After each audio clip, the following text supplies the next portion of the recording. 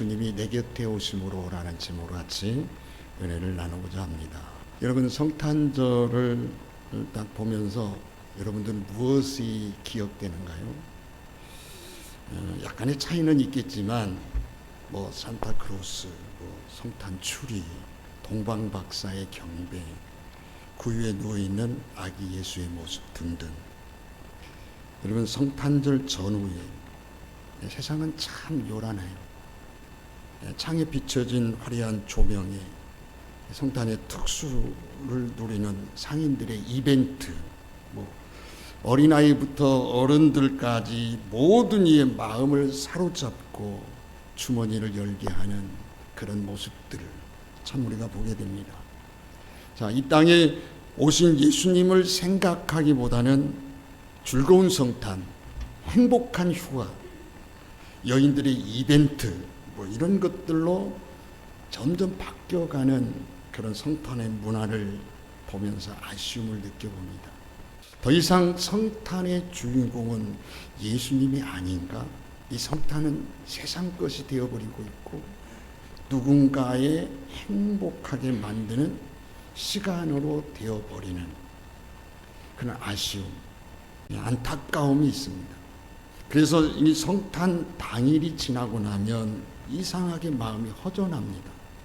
많이 울었는데, 많이 돈도 썼는데, 많이 먹기는 했는데 내 삶은 여전히 변화가 없고 그대로. 왜 그럴까요? 성탄을 지냈는데 예수님이 내 마음속, 내 삶 속에 들어오지 않았기 때문에 그런 현상이 일어난다는 거예요.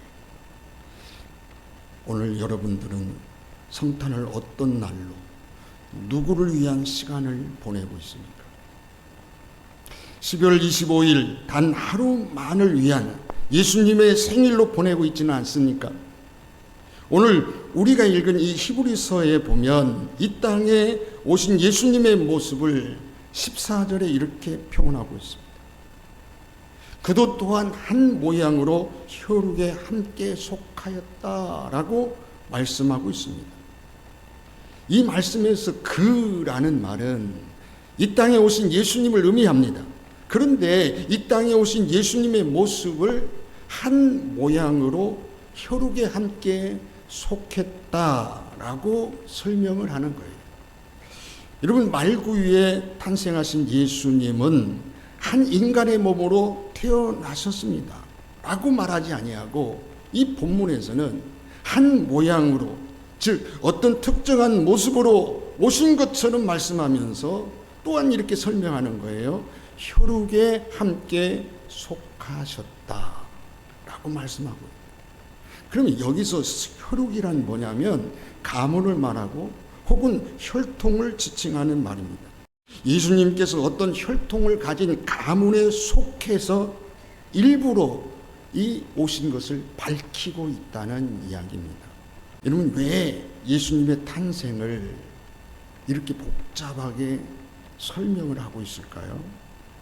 분명한 것은 이 히브리서가 예수님에 대하여 이런 표현을 일부러 사용해서라도 예수님이 이 땅에 오셨는지, 어떻게 오셨는지, 왜 오셨는지를 구체적으로 밝히려고 하는 의도가 있다는 이야기입니다.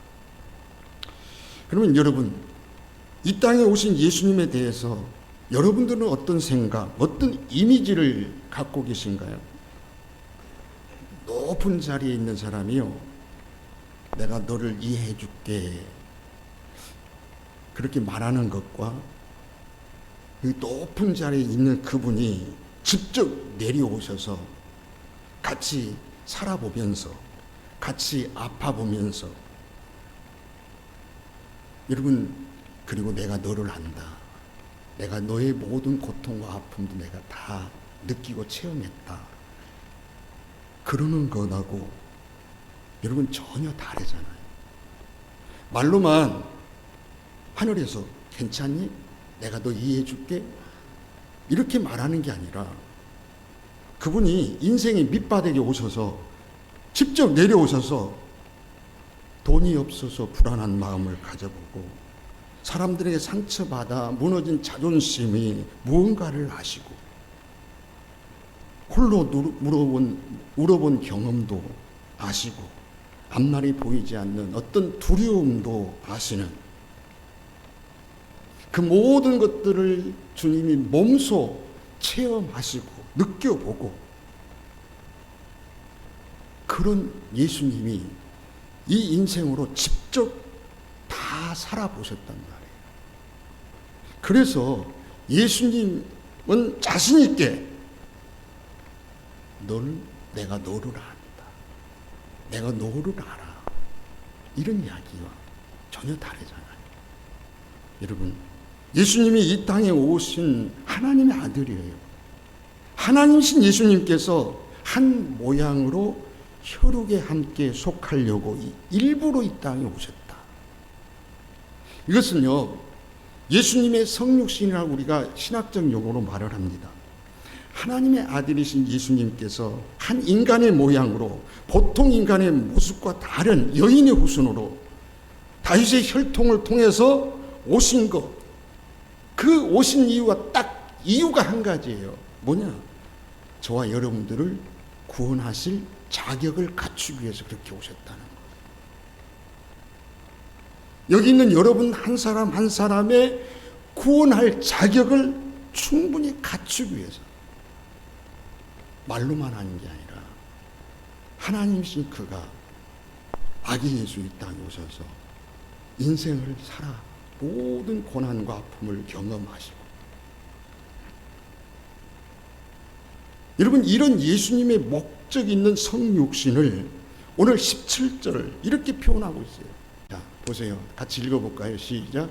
그러므로 그가 범사의 형제들과 같이 되심이 마땅하도다. 이는 하나님의 일을 자비하고 신실한 제사장이 되어 백성의 죄를 속량하려 하소서. 여러분 잘 보세요. 여기 목적이 분명히 밝혀져 있어요. 예수님은 구원자로 우리 곁에 오셨어요. 그러므로 예수님 외에 구원할 자는 아무도 없어요. 예수님은 구원자이세요. 예수님이 구경꾼이 아니란 말이에요. 네? 구원자로 오셨단 말이에요. 그래서 예수님은 우리 인생을 보고만 계시는 분이 아니에요. 네? 여러분 한번 생각해 보세요. 물에 빠진 사람에게 물에 빠지면 어떻게 하고 나올 수 있다. 설명만 하는 것이 옳습니까? 물로 뛰어들어서 물에 빠져 허주 끈 사람이 같이 뛰어들어서 물속에 뛰어들어서 그 사람을 건져내는 것이 옳습니까? 우리 예수님은 물에 빠지면 이렇게 사는 거야. 그렇게 설명만 하지 않으셨단 말이에요. 물속에 뛰어들어서 그 사람을 구원해 내셨다. 예수님은 우리의 죄를 위해서, 우리의 죽음을 위해서, 우리의 저주 속으로 직접 뛰어들어서 우리를 구원해 내신 분이라는 얘기죠. 여러분, 예수님이 직접 이 땅에 오셔서 마귀의 권세에서 우리를 직접 구원해 내리시려고 오신 거예요. 그래서 14절에 이렇게 말하는 거예요. 사망의 세력을 잡은 자, 곧 마귀를 없애하시며. 인간이 멸망에 이르게 된 시작은 사탄의 유혹에 넘어졌기 때문이거든요. 사탄은 하나님과 우리의 관계를 파괴하고 하나님을 떠나 멸망과 영원한 사망인 지옥에 던져지게 하는 것이 사탄의 목적이었어요. 이런 사탄의 권세 아래 있는 자를 영원한 죽음에서 지옥의 권세에서 벗어날 수가 없는 것이 우리 인생이었어요. 그래서 그 사탄의 권세가 무서운 것은요, 인간의 힘으로는 이 사탄의 권세를 이길 수가 없고 벗어날 수가 없어요. 예수님은 이러한 인생의 불행을 아시고 이 사탄의 권세를 무너뜨리고 우리를 구원하시려고 이 땅에 친히 오신 것이에요. 물론 성탄절 우리도 즐겁게 보내야지요. 감사하게 보내야지요. 나름대로 우리가 선물도 받고 주고받고 이런 것 나쁜 건 아니겠죠.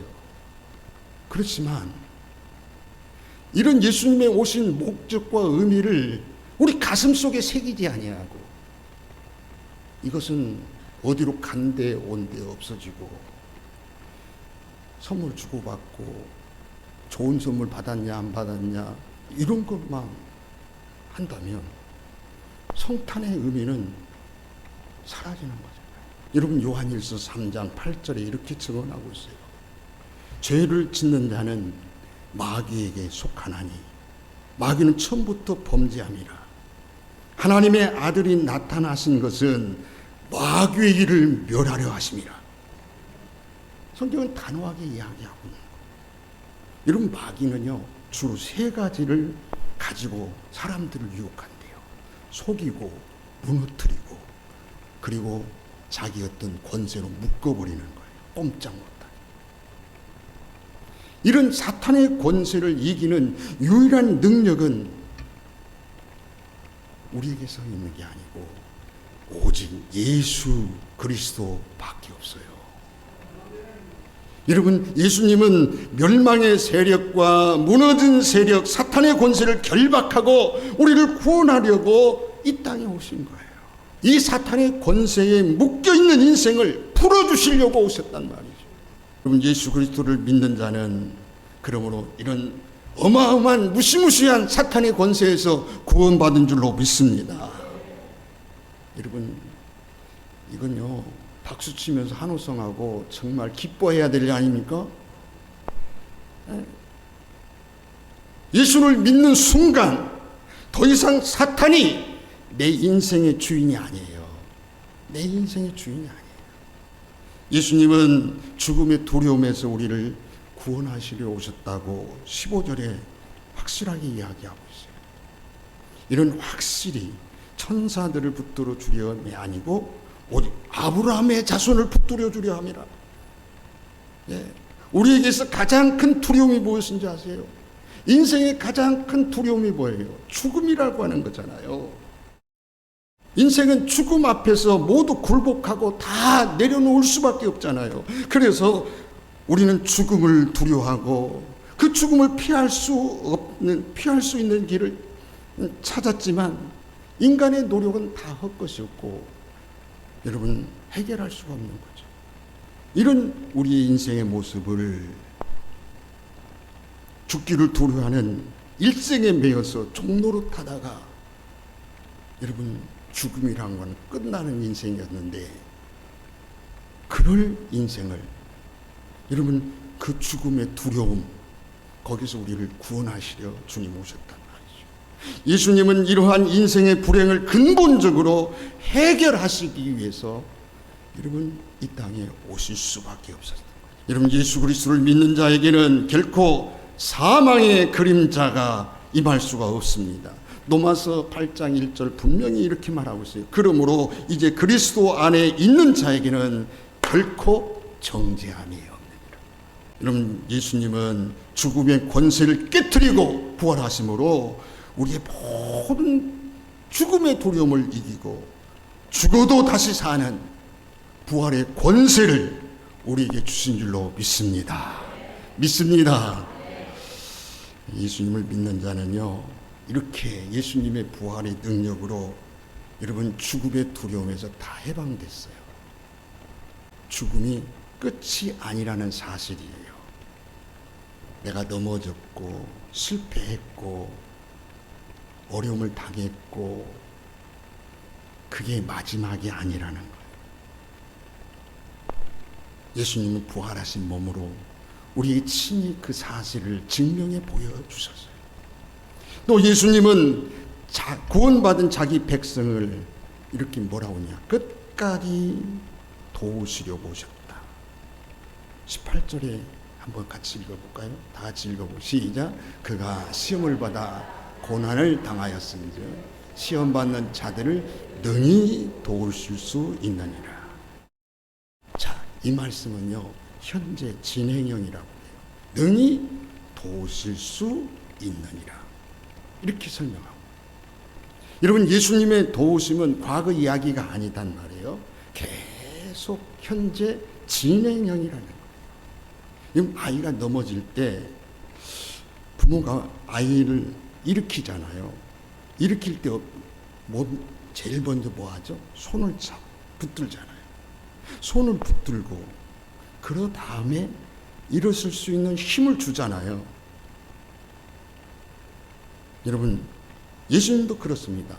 당장 문제가 해결되지 않아도, 상황이 당장 바뀌지 않아도 여러분, 예수님은 손을 놓지 않는 거예요. 예수님의 손이 붙잡혀 있는 거예요. 그래서 성도들의 인생은 넘어져도 희망이 있는 거예요. 혹 실패해도, 어려움을 당해도 희망이 있는 거예요. 왜? 주님이 붙잡은 손을 놓지 않고 계시니까. 여러분, 우리가 받은 고난과 환난, 그리고 모든 질병, 주님이 몸소 다 체험하셨어요. 그래서 18절에 이렇게 말하는 거예요. 자기가 시험을 받아 고통을 당하신즉 시험 받는 자들을 능히 도우실 수 있다는 거죠. 예수님께서는 우리를 도우시려고 이렇게 이 땅에 오셨어요. 자, 이 예수님의 도우심은요, 일시적이지 않아요. 임시적이지 않아요. 예수님의 도우심을 받는 자들은 여러분 계속 끝까지, 우리가 천국 갈 때까지 도우시고 하셔서 반드시 이기게 하시는 주님이심을 믿습니다. 그래서 우리는 주님을 의지하는 그 뜨거운 마음을 가지고 여러분 죄의 모든 습관을 끊어낼 수 있어야 되는 거예요. 눌림과 두려움에서 벗어나게 하시고, 여러분 중독에서 벗어나게 하시고, 절망과 실패의 자리에서 일어나게 하시고, 어둠의 그림자는 사라지고 광명의 빛으로 나아가도록 역사하고 인도하실 줄 믿습니다. 이와 같은 예수님은요, 돕는 자로 이 땅에 오셨어요. 예수님의 이름을 부르는 자마다 그분의 도우심이 임하는 거예요. 여러분, 예수 이름을 구하는 자마다 도우심으로 응답하실 줄 믿습니다. 그런 예수님을 믿음으로 아브라함의 자손된 우리를 붙들어 주신다. 여러분, 그리고 영원히 붙드신 손을 놓지 아니하신다. 이제 말씀을 정리해 볼게요. 이번 성탄절, 우리들의 생일처럼 기념하는 날이 아니에요. 여러분들의 생일처럼 기념하는 날이 아니에요. 저도 얼마 전에 생일이 지났는데 저의 아들, 딸들이 와서 막 축하하고 맛있는 거 사주고, 그 생각을 해봤어요. 예수님의 생일에는 내가 그 정도도 못하고 있는 것 같아서 너무 마음이 아파요. 그러나 여러분, 우리의 생일처럼 기념한 날이 아니다. 성탄은 예수님의 생일 파티가 아니에요. 예수님이 내 인생에 들어오는 날이에요. 이번 성탄절은 그러므로 이렇게 고백해야 됩니다. 주님, 내 문제 속에 오시옵소서. 내 삶 속에 오시옵소서. 내 두려움 속에 오시옵소서. 내 아픔과 고통 속에 오시옵소서. 아니, 이미 예수님이 내 곁에 와 계시는 거죠. 여러분, 그러므로 성탄절은 무너진 인생을 다시 회복시키고 다시 살려주신 구주 되시는 주님을 뜨겁게 만나는 날, 그 주님을 뜨겁게 내 마음 깊은 곳에 모셔드리는 날. 그래서 성탄을 맞이하는 우리는 예수님이 오신 목적을 분명히 내 머리만이 아니라 가슴속 깊이 느끼고 그분의 삶을 내가 본받아서 그분처럼 내가 살아내려고, 그분처럼 살아내려고 그렇게 살아보려고 그렇게 다짐하고 결단하는 날, 그게 성탄절이다. 여러분, 성탄의 기쁨도 있지만 내 곁에 오신 예수님을 내가 뜨겁게 다시 영접하고 나는 예수님을 위하여 어떤 고백과 어떤 삶을 드릴 것인가 다시 한번 내 삶을 정리정돈해 보는 그런 시간이 됐으면 좋겠다는 거죠. 예수님의 탄생이 내 인생의 가장 기쁜 날이 되고 이 기쁨을 누군가 함께 나누지 않으면 못 견딜 정도로, 그래서 예수님의 탄생을 말로만 아니라 몸으로 섬김을 통해서 헌신을 통해서 그런 시간으로 이어지고 연결되어져야 당연한 날이죠. 여러분, 성탄절은 예수님이 내 곁에 오신 날이에요. 근데 너무 초라하고 낮은 모습으로 내 곁에 오셨기 때문에 나는 그분이 내 곁에 오신 줄로 잘 몰라, 느끼지 못할 정도로. 그러나 분명한 것은 내가 느끼고 느끼지 못하든 주님은 분명히 내 곁에 내 마음속에 오셨습니다.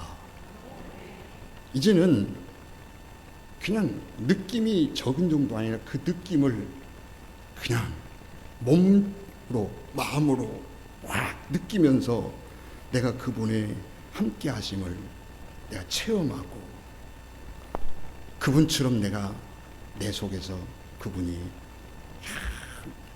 살아가도록, 활동하도록, 역사하도록 만들어가는 거죠. 다시 한번 예수님의 마음, 우리의 마음에 예수님을 모시는 그런 은혜가 있기를 주님의 이름으로 축원합니다. 자, 여러분, 구원의 예수님을 내 마음속에 오심을 우리는 축하합시다. 내 곁에서 24시간 나를 도우시고 붙드시는 예수님이 함께 하심을 축하합시다. 지금까지 인도하신 것도 감사하지만 앞으로도 내내 인도하실 주님을 오늘 우리 축하하는 시간 되어지기 바랍니다. 그것을 끝나지 아니하고 내가 내 삶으로, 내 입으로, 내 모든 것을 동원해서 자랑하고 전파해야 할 나의 예수님을 축하하는 시간 되시길 바랍니다. 예수님을 자랑하고 전하는 그분을 향한 것이 그분을 향한 최고의 경배죠. 예수님을 맨 처음에 경배했던 목자들잖아요. 목자들,